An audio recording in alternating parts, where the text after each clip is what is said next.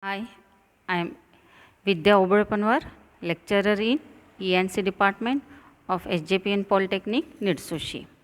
In this presentation, I am going to discuss about the questions from the question bank for the subject industrial automation. So here I am going to discuss second unit of my subject, and the topic is switching of SCR, or this unit is also labeled as triggering and commutation of SCR. So this is the second unit of the subject industrial automation, and this subject is for 6th semester EC branch. So this subject has 6 units. From that 6 units, I am now going to discuss about the second unit. The study hours duration is 8 hours. Then the marks weightage in the question paper is 25 marks. One question for 5 marks and 2 questions for 10 marks. So let us start with the important questions of this topic. First question is define triggering and commutation of SCR. We know that SCR is most commonly used device in power electronics for controlling of the process as well as for conversion of the energy. Now, what is triggering and what is commutation? These two definitions we have to explain. Before I start with the explanation, what is triggering and commutation, one thing I want to make you clear that SCR has got 3 junctions, that is J1, J2 and J3. So even if we forward bias the SCR, it will not go in on state because the J2 junction will be reverse bias. So we have to make the SCR go from forward blocking mode to forward conduction mode. So that definition we call it as, or that process we call it as a triggering. So let us first define triggering and then we will discuss what is commutation. So define triggering and commutation of SCR. So definition of triggering is the process of turning on the SCR is known as triggering. In other words, turning the SCR or making the SCR to go from forward blocking state to forward conduction state is called as triggering. There are various methods of SCR triggering.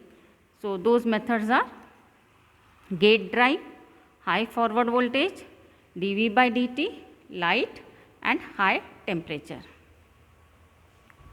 So gate drive. In this method, SCR can be turned on by applying positive gate cathode voltage. Injected gate carriers increase the anode current and regenerative action starts. Thus the SCR turns on. Second way is high forward voltage. In this method, the anode cathode voltage exceeds forward breakover voltage, that is VAK greater than VBO. At this voltage, the leakage current is so high that internal regeneration starts in the device, hence SCR turns off. Third way is dV by dt. In this method, it is assumed that the internal capacitance is in the forward biased state. So when the anode cathode voltage changes rapidly, leakage current through the device increases due to internal capacitor. This leads to turn on the SCR. Fourth way is light. SCR can be turned on by the intensity of light. When light falls on gate cathode junction of the SCR, light induced electron hole pairs and it turns on the SCR. So this process takes place in the light activated SCR. Fifth way is high temperature. In this method, SCR turns on due to the increased temperature. At higher temperature, there are more electron hole pairs across the junction. This increases the leakage current and SCR turns on. Then commutation techniques. First we will write the definition of commutation. The SCR is used as a switch in many power electronic converters. It is turned on by applying a gate pulse. Once the SCR is latched or it goes in regenerative action, means it is turned on. The gate has no control over the conduction of the SCR. By removing the gate pulse, the SCR cannot be turned off. So, external circuit is required to turn off the SCR. Such process of making the SCR go in off state or turning the SCR off is called as commutation. So, in short, we can define commutation. Commutation is the process of making or turning the SCR in off state, or to make the SCR go in off state, we call it as commutation. The commutation circuits generally use LC components along with some more SCR and diodes, because LC components store energy and it is then used to turn off the SCR. The commutation are of two types. Broadly, the commutation are classified into two types, that is natural commutation and forced commutation.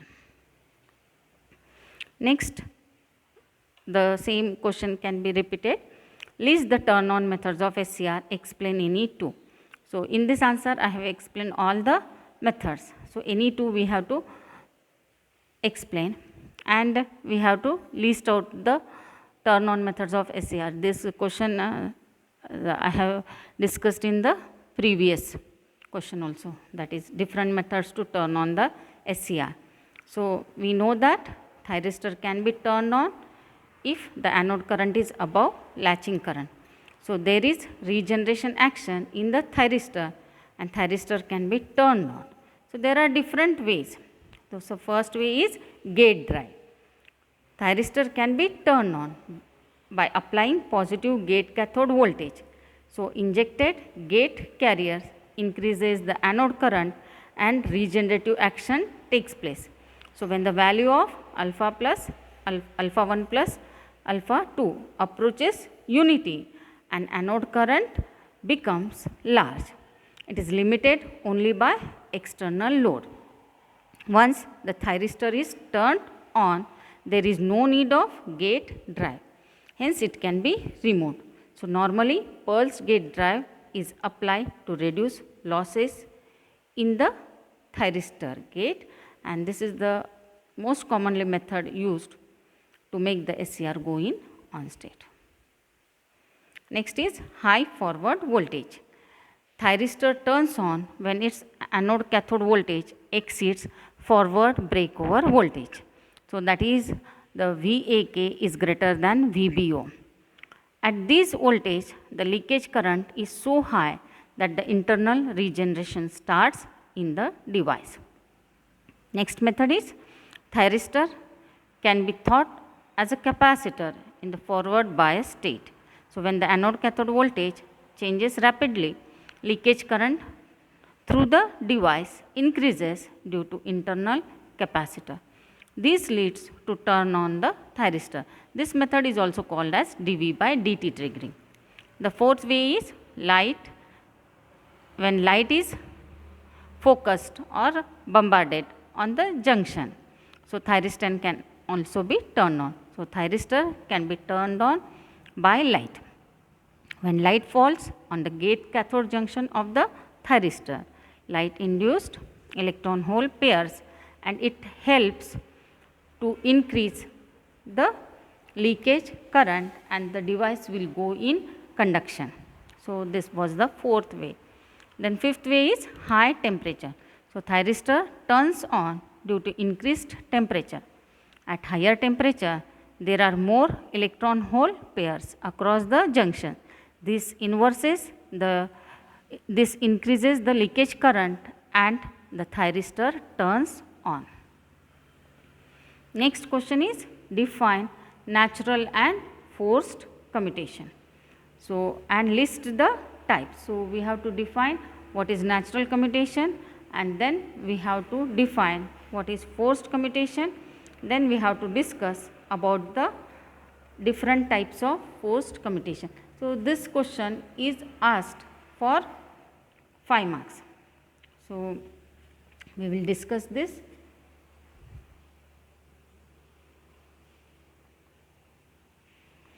The gate has no control in a conventional thyristor after it has been triggered into conduction. The device can be brought back to the blocking mode either by reducing the forward current below the holding current level or by applying a large reverse voltage across it. This must be achieved by external means and the turn off process is called as commutation. So, making the SCR go in off state is called as commutation. Depending upon how the forward current is reduced to 0, the commutation schemes have been broadly classified as natural commutation and forced commutation. So, broadly there are 2 types of commutation, that is natural commutation and forced commutation. Natural commutation, when the SCR is connected to an AC source is AC, the current goes through its natural 0 when the cycle is reversing as the end of every half cycle, and a reverse voltage appears automatically across the SCR. Therefore, the SCR will be turned off. This is known as natural commutation because no external circuit is required to turn off the SCR. Natural commutation is also known as line commutation or class F commutation. It is used in line commutated rectifiers and inverters. Next is forced commutation. In DC circuits, there is no natural 0 of the current because it will always make the SCR forward biased. In such circuits, SCR has to be turned off by a special commutation circuit using additional circuit components. This process of commutation is known as forced commutation. Inductance and capacitance are used to achieve forced commutation, and these components are called as commutating components. Based on the method to achieve 0 currents and reverse voltage across the SCR, forced commutation are classified as follows: resonant commutation or class A commutation, self commutation or class B commutation, auxiliary or voltage commutation, complementary commutation, external pulse or class E commutation. Now, here the current through the SCR is bypassed in some other device or it is made equal to 0 by this LC components. Next question is, mention the different methods for protection of the SCR. So, this question is also again for 5 marks. So, mention different methods for protection of SCR. There is a chance of damaging the SCR or any of the device in the power controllers. So, when there is the chances of damaging the device in power controllers, so or due to increase in the ratings, the device and its complete controller may be damaged when such ratings are exceeded. The damaging can be avoided by the circuit called as protection circuit. Such protection circuits is used to monitor regularly the current and voltage etc., and thus the device is protected. So, in order to prevent the damage of the devices, the circuits are used, and these circuits are called as protection circuits, and there are different ways to protect the SCR. So, the ways are following are the different methods for protection of SCR. First is over voltage protection of SCR, second is over current protection of SCR, then di by dt protection of SCR, dV by dt protection of SCR, and the snubber circuit. So, there are 5 ways to protect the SCR: over voltage protection, over current protection, di by dt protection, dV by dt protection, snubber circuit is used, and one more protection is the gate protection. Next question is, list the types of commutation methods. So, what is commutation we will define, and then we will go with the different types of commutation methods.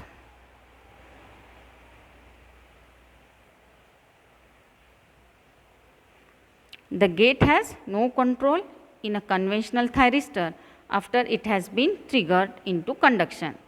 The device can be brought back to the blocking mode either by reducing the forward current below the holding current level or by applying a large reverse voltage across it. This must be achieved by external means, and the turn off process is called as commutation. So, 2 ways we can make the device go in off state, either by making the current flowing through the device equal to 0 or by reducing the forward current below the holding current, and this process is called as commutation. Depending upon how the forward current is reduced to 0, the commutation schemes have been broadly classified as natural commutation and forced commutation. Natural commutation, or it is also called as line commutation. When the SCR is connected to an AC source, the current through its natural 0. The current will go through its natural 0 when the cycles are changing. So, as the end of every half cycle, and a reverse voltage appears automatically across the SCR. Therefore, SCR will be turned off. This is known as natural commutation because no external circuit is required to turn off the thyristor. Natural commutation is also known as line commutation or class F commutation. It is used in line commutated rectifiers and inverters. Next is forced commutation. In DC circuit, there is no natural 0 of the current. So, always the SCR will be forward biased. In such circuits, SCRs has to be turned off by a special commutation circuit using additional circuit components. This process of commutation is known as forced commutation. Inductance and capacitance are used to achieve forced commutation, and these components are known as commutating components. Inductance and capacitance are used to commutate the SCR or thyristor, and these components are called as commutating components. Based on the method to achieve 0 current and reverse voltage across the SCR, forced commutation is used, and these are classified as resonant commutation or class A commutation, self commutation or class B commutation, auxiliary or voltage commutation or class C commutation, complementary commutation, then external pulse commutation. So, these are the brief description about the different ways for commutation of or to make the SCR go in off state. Next question is, explain briefly the turn on methods of SCR. This question we have already discussed. So, we use 5 methods to turn on the SCR, that is gate drive, high forward voltage, dV by dt, light triggering and high temperature. So, we write in short because this question is for 5 marks. So, gate drive. In this method, SCR can be turned on by applying positive gate cathode voltage. So, injected gate carriers increase the anode current and regeneration action takes place. This it will make the SCR go in on state. Next is high forward voltage. In this method, the anode cathode voltage exceeds forward breakover voltage, that is VAK exceeds VBO. So, at this voltage, the leakage current is so high that internal regeneration starts and the device goes in on state. Next is dV by dt. We know that the SCR has got three junctions, that is J1, J2 and J3, and there are conducting layers. So, internal capacitive effect is exhibited by the SCR. So, in this method, that is dV by dt, it is assumed that internal capacitor is in the forward biased state. So, when the anode cathode voltage changes rapidly, leakage current through the device increases due to this internal capacitance. This leads to turn on the SCR. So, this type of making the SCR go in on state is called as dV by dt trick. Then comes the light. So, SCR can be turned on by the intensity of light. When light falls on the gate cathode junction of the SCR, when light is incident on the gate cathode junction of the SCR, light induces electron hole pairs and it will make the SCR go in on state. The fifth way is high temperature. In this method, SCR turns on due to the increased temperature. So, at high temperature, there is more electron hole pairs across the junction. This increases the leakage current and the SCR turns on. Here it is inverse, actually it is increases. This increases the leakage current and the SCR turns on. Next question, this question is repeatedly asked in all the question papers for 5 marks. Question is compare natural and forced commutation. So, we make 2 columns and we write. So, this question is asked for 5 marks, 5 points are sufficient. So, natural commutation and forced commutation. So, first point is no external commutation compounds are required in natural commutation. In case of forced commutation, external commutation components are required. In natural commutation, it requires AC voltage at the input. In forced commutation, works on DC voltage at the input. Natural commutation is used in controlled rectifiers, AC voltage controllers, etc. Forced commutation is used in choppers, inverters, etc.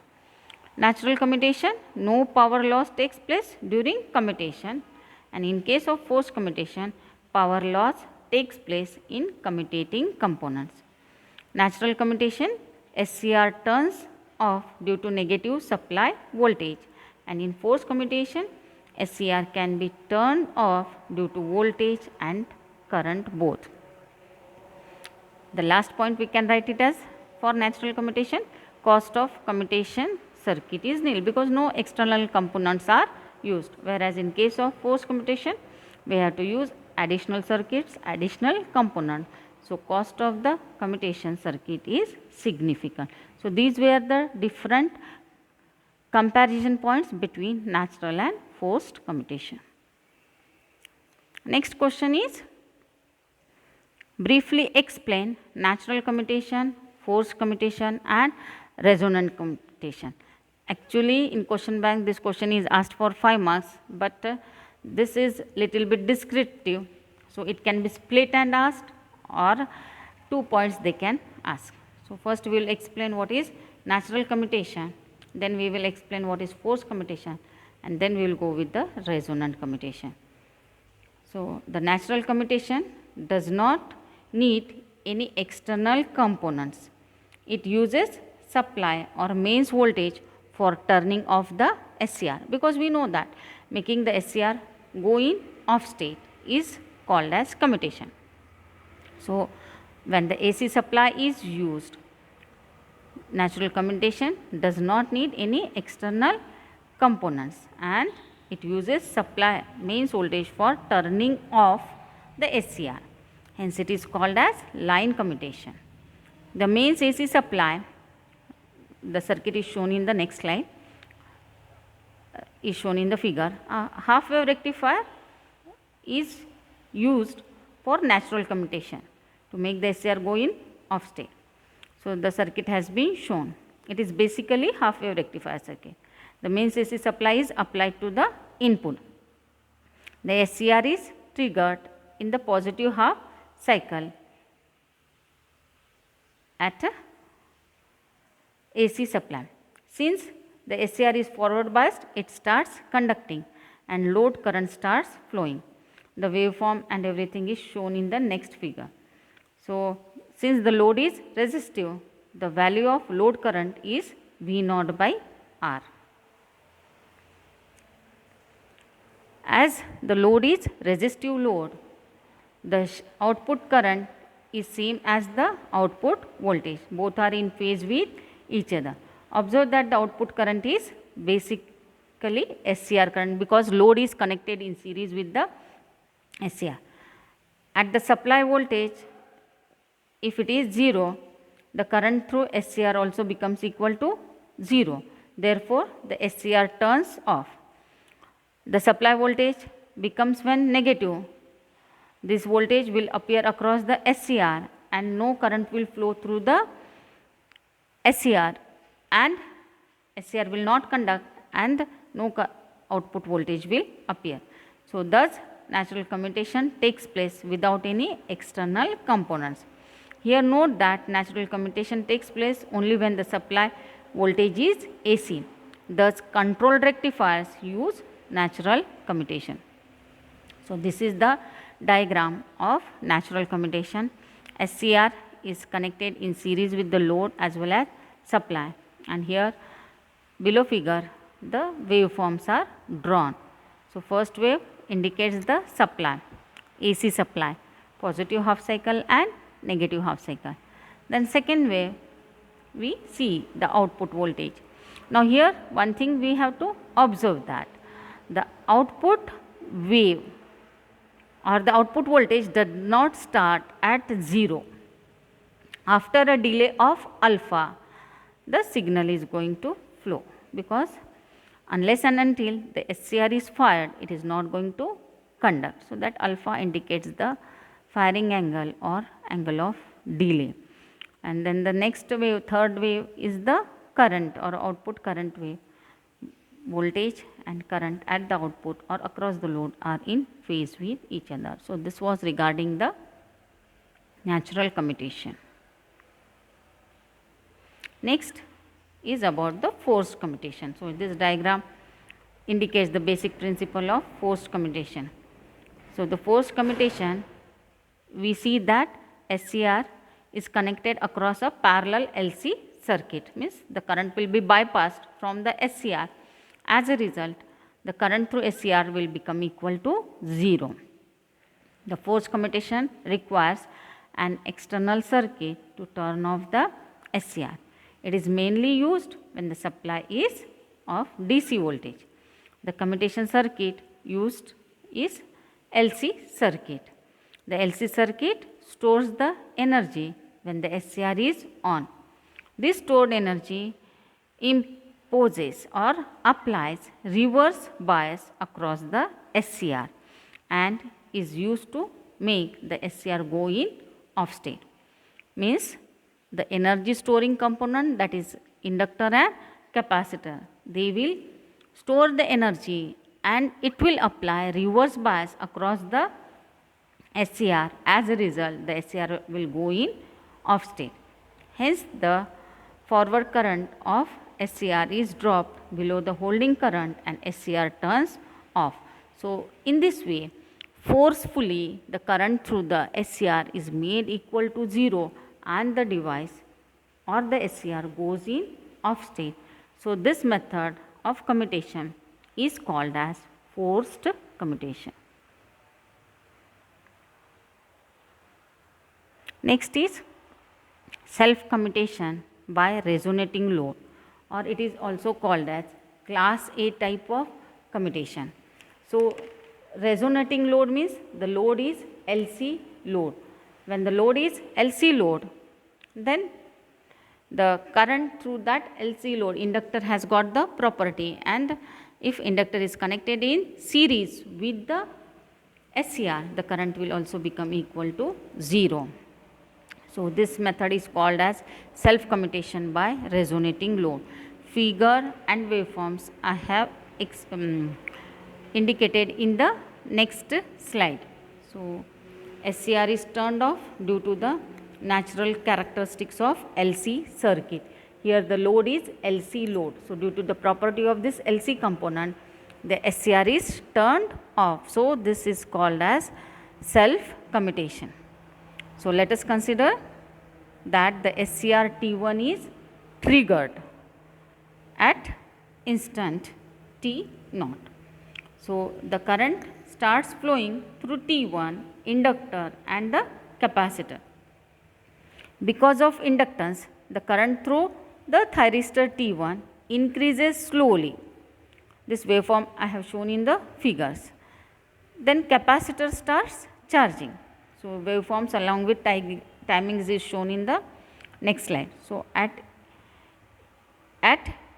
time T1, the capacitor voltage becomes equal to supply voltage Vs as shown in the figure. The current is maximum at this point and capacitor voltage is equal to the supply voltage. But the current I is maintained in the same direction by the inductance, because the property of inductance. The inductance voltage acts as forward bias for T.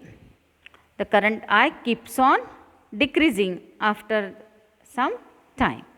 Since the current flows through capacitor, same current will flow through capacitor, it charges above the supply voltage, that is Vs. So at time t equal to T2, the current I becomes 0 through the inductor, because inductor has got the property. Current will increase and again it will become reach maximum and again it will become equal to 0. Since inductor is in series with the SCR, when current through inductor becomes equal to 0, current through the SCR will also become to 0. So since the current through SCR goes to 0, it turns off at time t equal to T2. The capacitor voltage is now greater than Vs, that is the supply voltage. It acts as reverse bias on the SCR, hence it does not conduct and the SCR goes in off state. So this is the diagram. Here we can see that supply is DC, thyristor T1 and the load is inductor and the capacitor. So this diagram, and these are the waveform. Unless and until we fire the SCR, it is not going to conduct. Next is explain snubber circuit to protect the SCR. So this question is a repeated question. Each question paper has got this question, that is how to protect the SCR using snubber circuit. So let us understand the working. Protection of SCR using snubber circuit. Snubber for protection against dV by dt and overvoltage. This snubber circuit is nothing but basically it is a RC circuit, and this circuit is used to absorb the transients. So this snubber circuit is used for protection of the or protecting the SCR from dV by dt and overvoltage. The transient overvoltage can switch on the thyristor. In some cases, the thyristor can be damaged due to these transient voltages. These transient voltages, impulses, transient voltages, are very common when the converter is having inductive load. The thyristor can be protected against transient voltages by a RC network, which is shown in the figure. Next slide, the circuit diagram is there. This RC network is connected in parallel across the SCR. It is called as snubber circuit. The resistance has the value of few hundred ohms. Whenever there is a large spike or voltage transient across the thyristor, it is absorbed by the RC circuit. The RC circuit, which we call it as a snubber circuit, acts as a low pass filter for the voltage transients.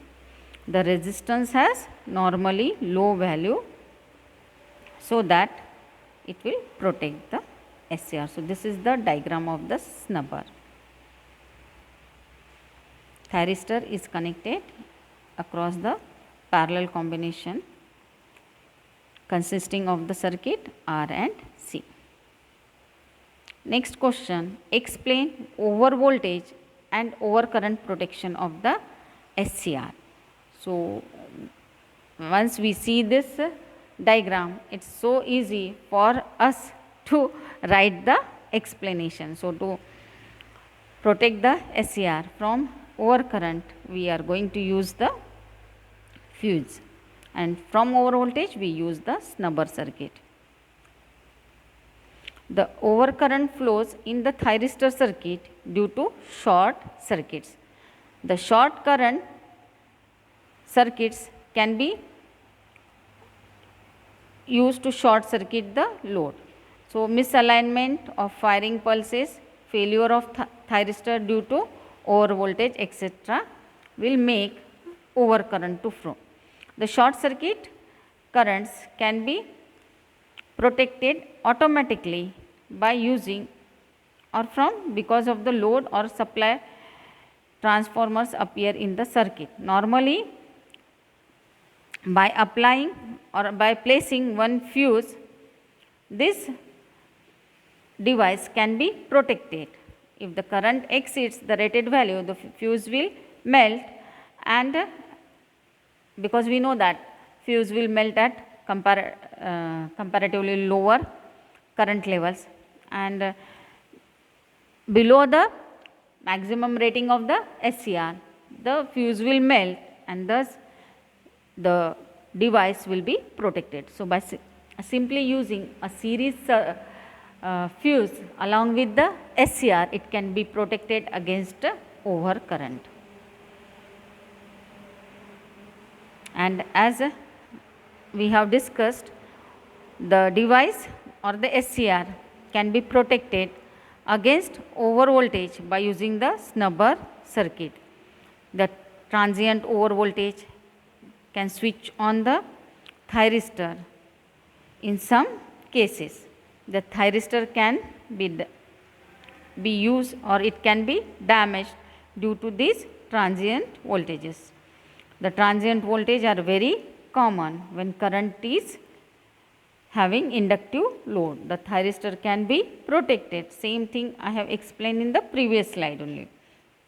The thyristor can be protected against this transient voltages by a RC network, which is shown in the figure. This RC network, which is connected in parallel with the thyristor, is called as snubber circuit. The resistance has the value of few hundred ohms. When there is a large spike or voltage transient across the thyristor, it is absorbed by this RC snubber circuit. The RC circuit snubber acts as a low pass filter for this voltage transient. The resistance has normally low value, so that the transient is absorbed by the capacitor quickly. Thus, the thyristor is protected against over voltage transients.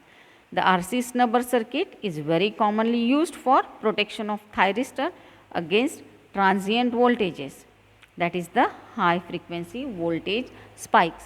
One more thing, students, don't skip this question because this is a repeated question in all the question paper.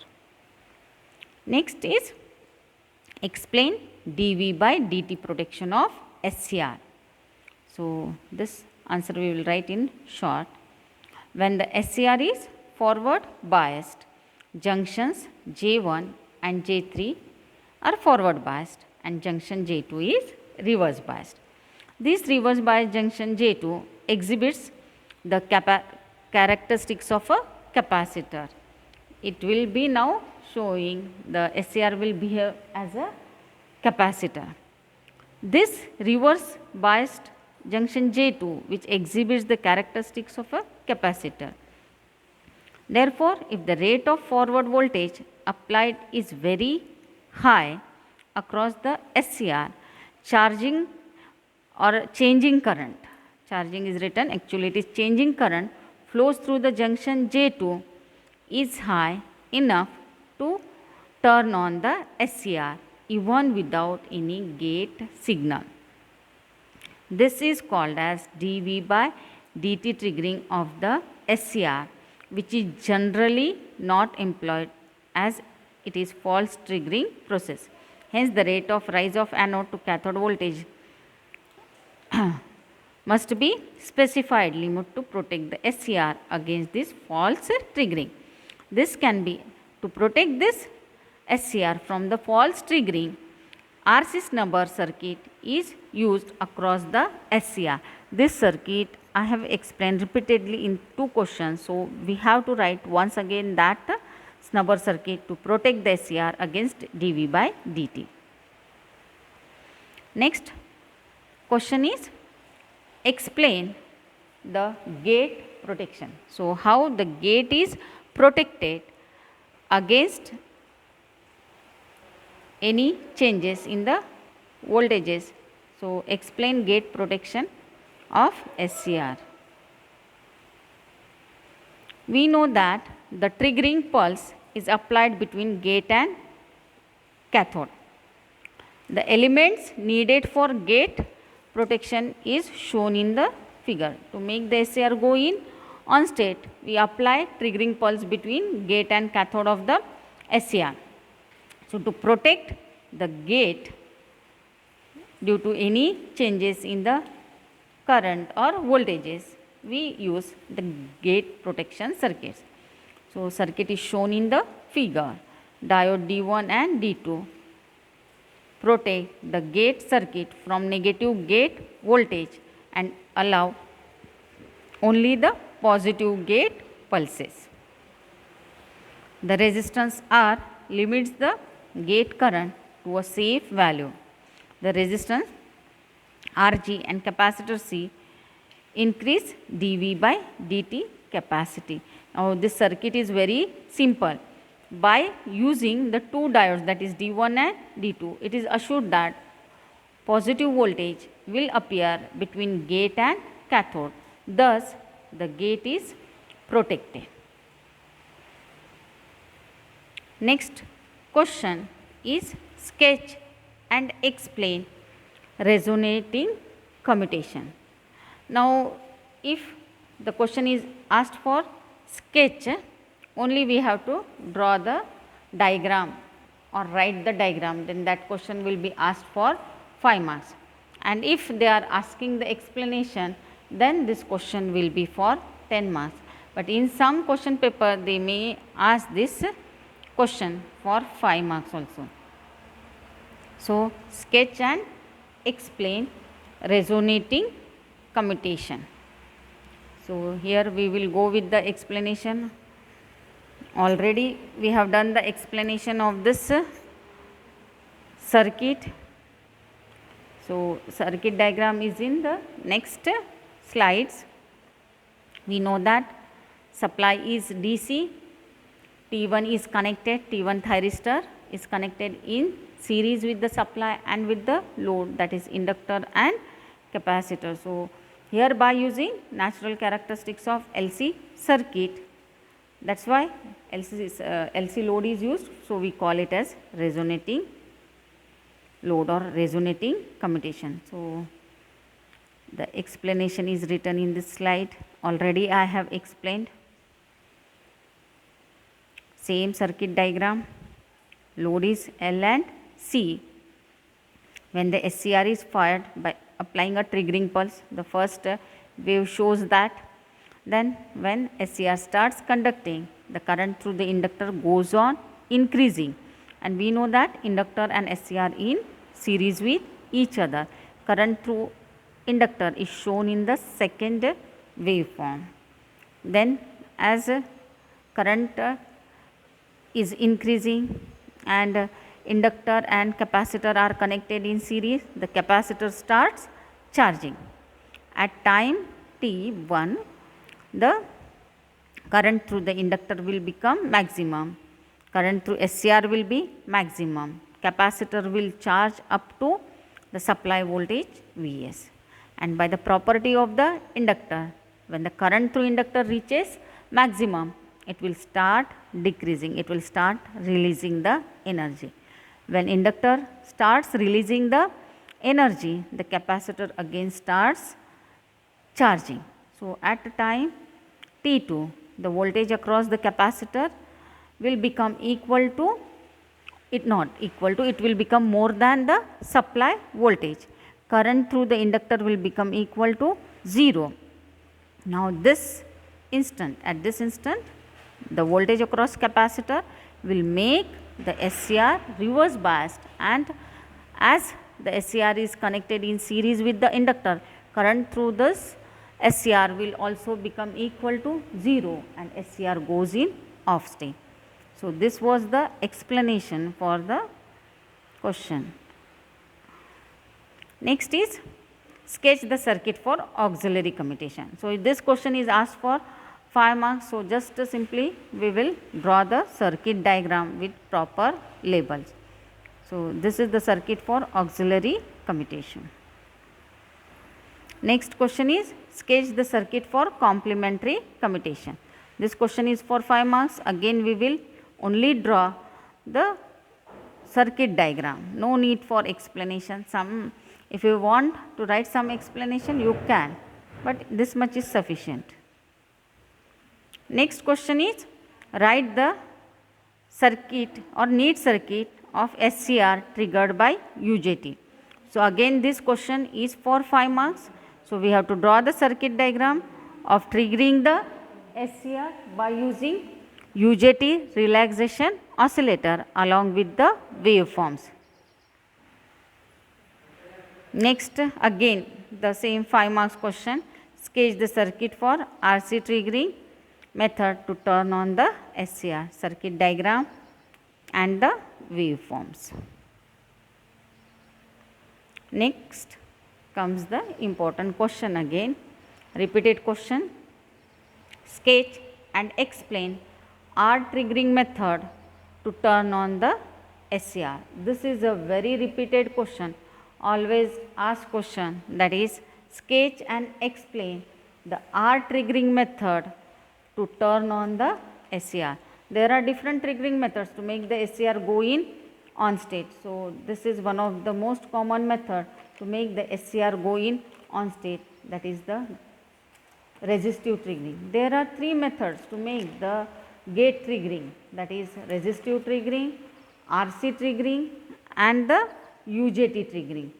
So first we will discuss about the R triggering method to turn on the SCR. So circuit diagram is shown, supply is AC, load, SCR is connected, then here resistors are there, a variable resistor is there, R minimum is there, RG is there and one diode is there. This diode is used to make or keep only positive current to flow to the gate of the SCR. So we will go with the explanation. The circuit we have shown, and in the next slides the waveforms are drawn. The resistance R minimum is used to limit the gate current to its maximum value. If Ig maximum is maximum gate current and Vm is the peak supply voltage, then the value of R minimum will be R minimum greater than equal to Vm divided by Ig maximum. This equation is used to design the value of R minimum. The resistance Rb is the stabilizing resistance. The voltage across RB should not exceed minimum gate voltage, that is VG minimum. Otherwise, thyristor will turn on directly. When the variable resistor R is used to trigger the thyristor T1, the variable resistor R is used to trigger the thyristor T1. When R is 0, the triggering angle is minimum. The triggering angle increases as the value of R is increased. Triggering angle is also called as angle of firing, or it is indicated as alpha.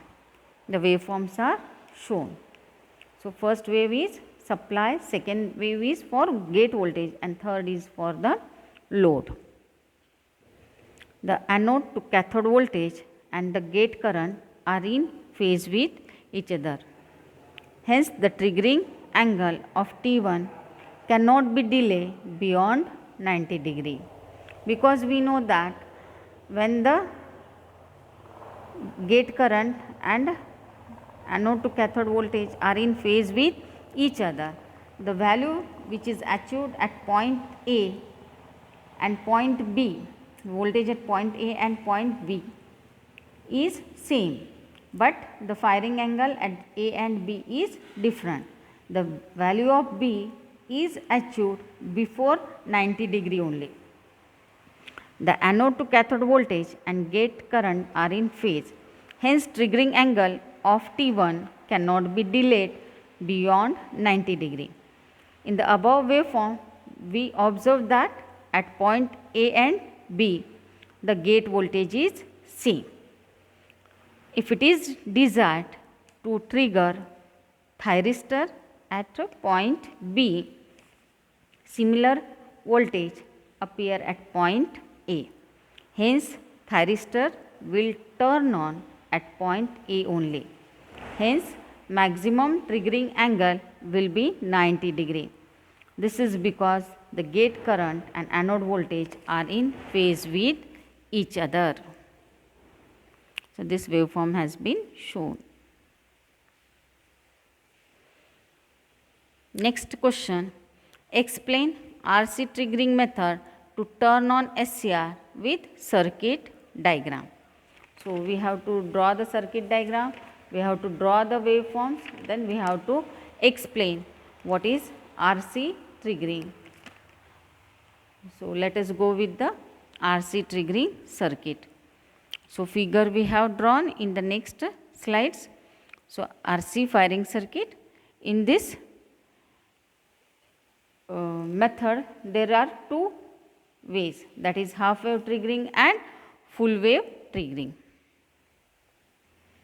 In the negative half cycle, the capacitor charges through diode D2 of the negative supply. The capacitor charges to minus Vm, negative peak of the supply. So, we have to go with the circuit diagram. Let us see the circuit. So, we observe the circuit diagram. This is half wave RC triggering method. In the negative half cycle, when we observe the waveform, this is the waveform circuit we have seen in the previous slide. So, in the negative half cycle, the capacitor charges through diode D2 to negative supply voltage.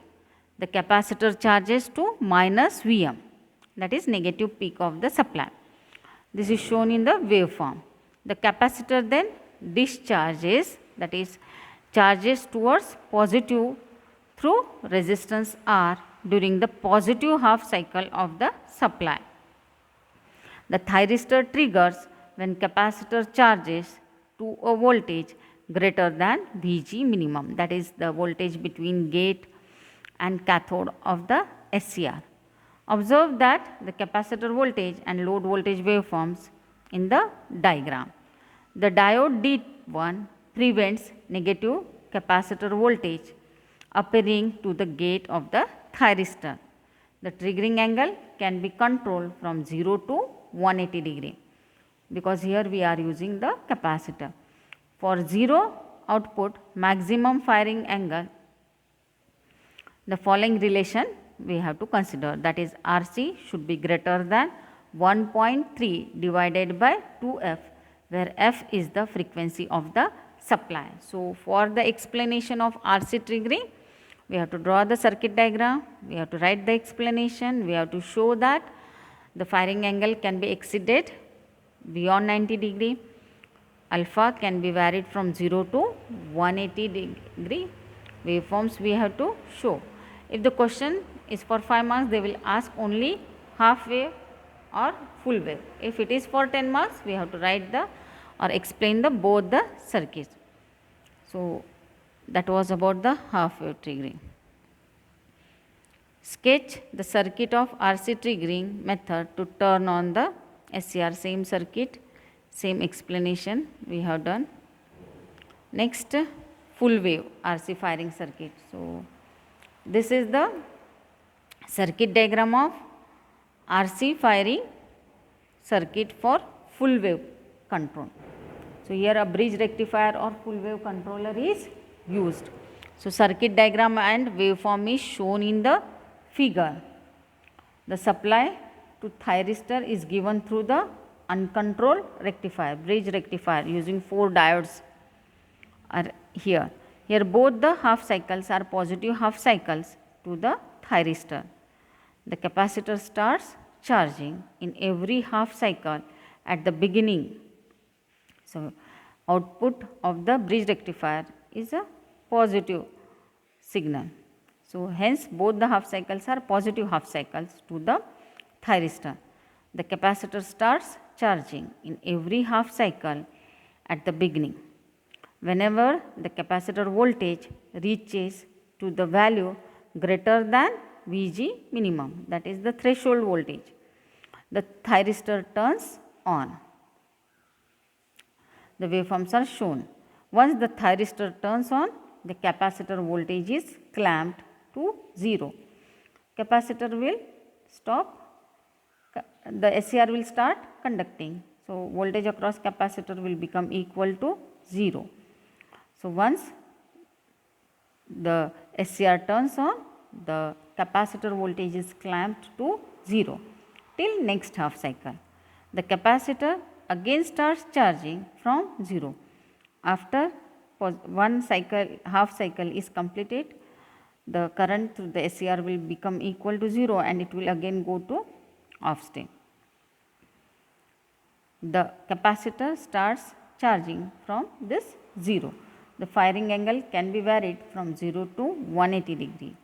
The triggering is controlled for both the cycles, positive and negative waveforms is shown. So, the value of RC time constant should be greater than equal to 0.157 divided by 2 pi f, where f is the supply frequency. Next question is sketch and explain pulse triggering using UJT relaxation oscillator. So, triggering using UJT relaxation oscillator, circuit diagram is shown.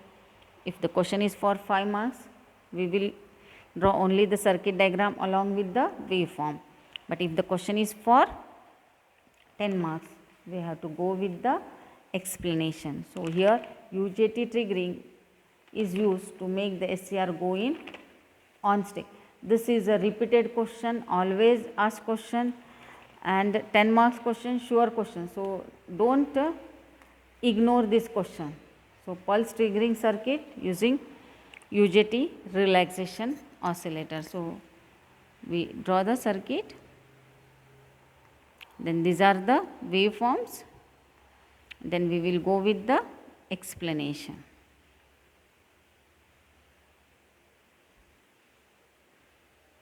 So, the unijunction transistor UJT triggering circuit is used in most of the applications. So, diagram is shown. The supply voltage is rectified and given to the Zener regulator. The voltage at Zener diode is Vz. So here we see the circuit, triggering the circuit, supply voltage is rectified and given to the Zener regulator, and the voltage of Zener diode is Vz as shown in the figure, and this Vz voltage is applied to the UJT circuit. The Zener diode clamps the rectified voltage to Vz as shown in the figure.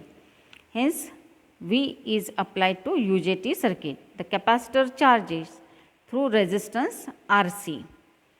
When the capacitor voltage becomes equal to Vp, the peak voltage of the UJT, it turns on. UJT will go in conduction. The emitter base junction will become forward biased and it will start conducting.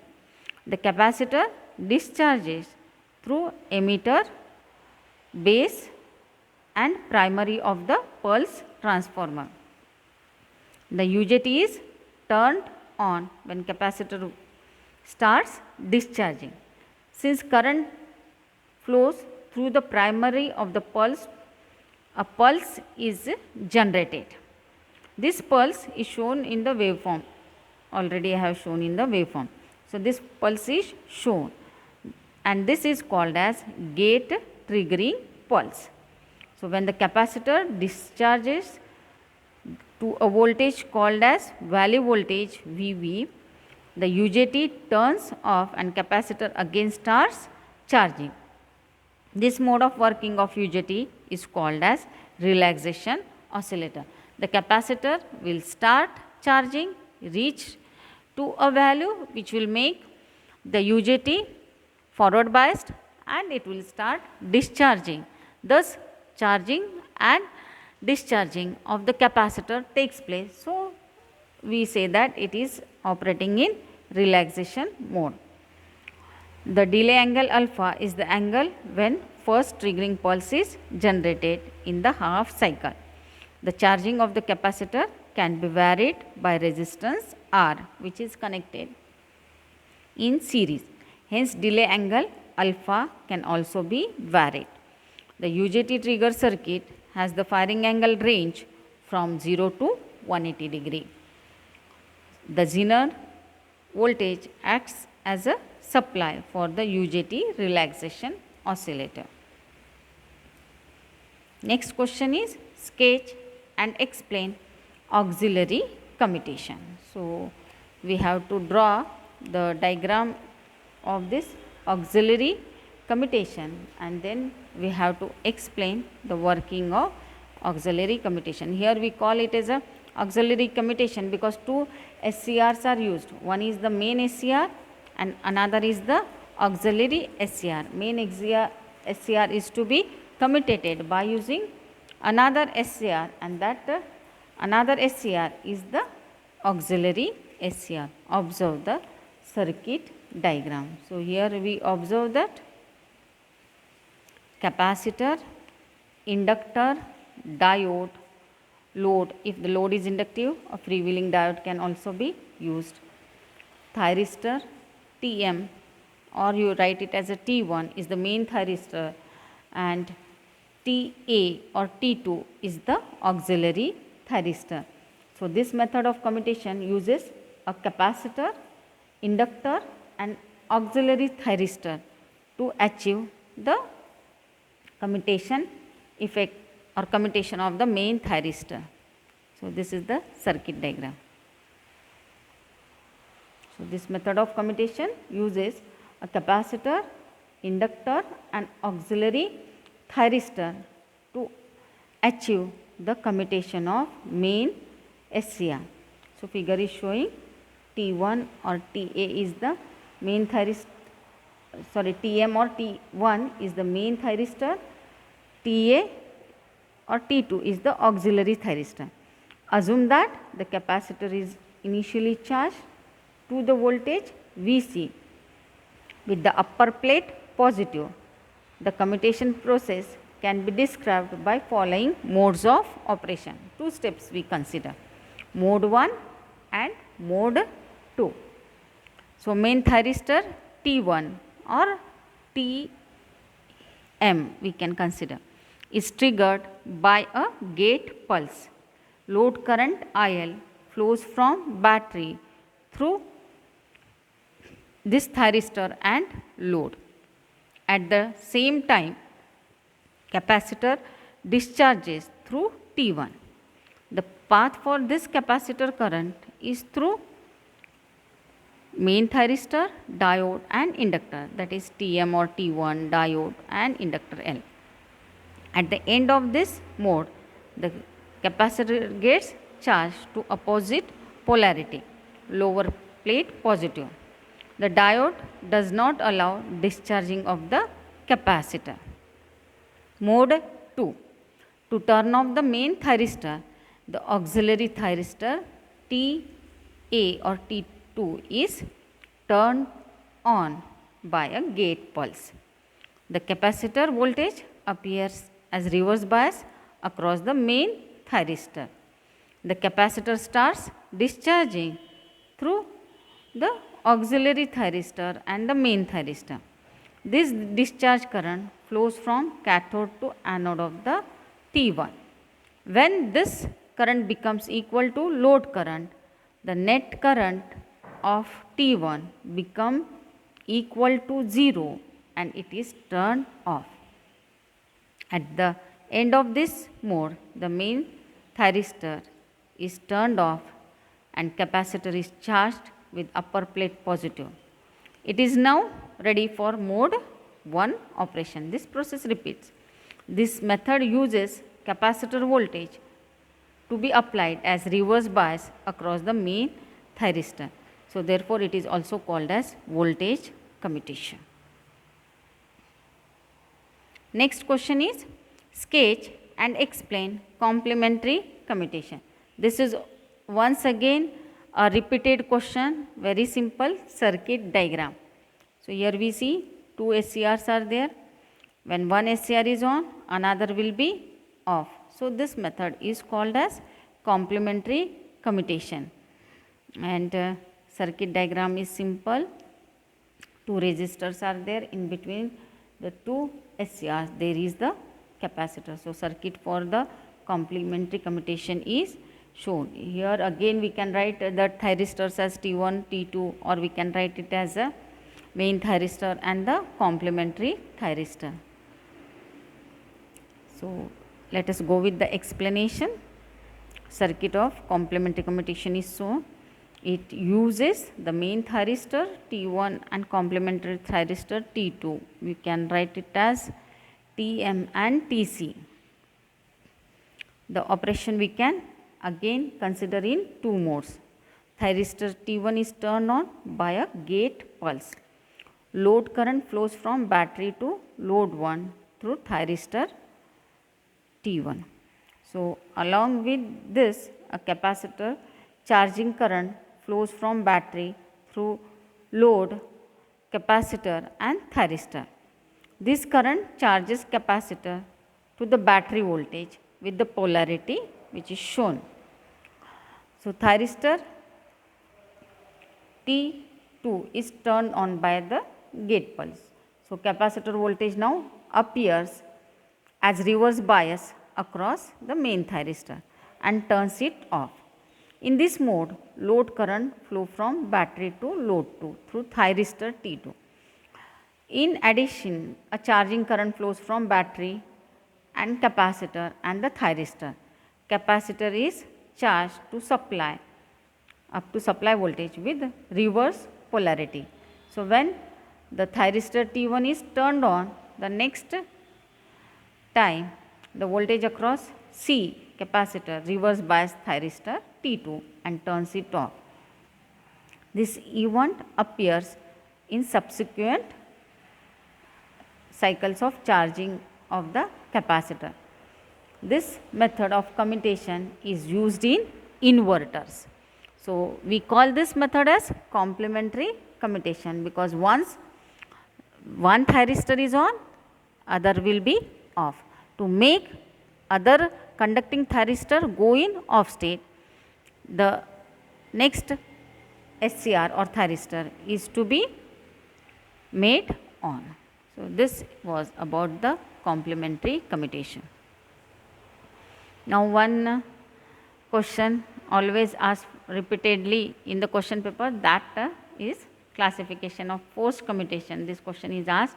So, I have shown this slide, that is the different types of forced commutation is self commutation, then auxiliary voltage commutation, auxiliary current commutation, complementary commutation, external pulse commutation.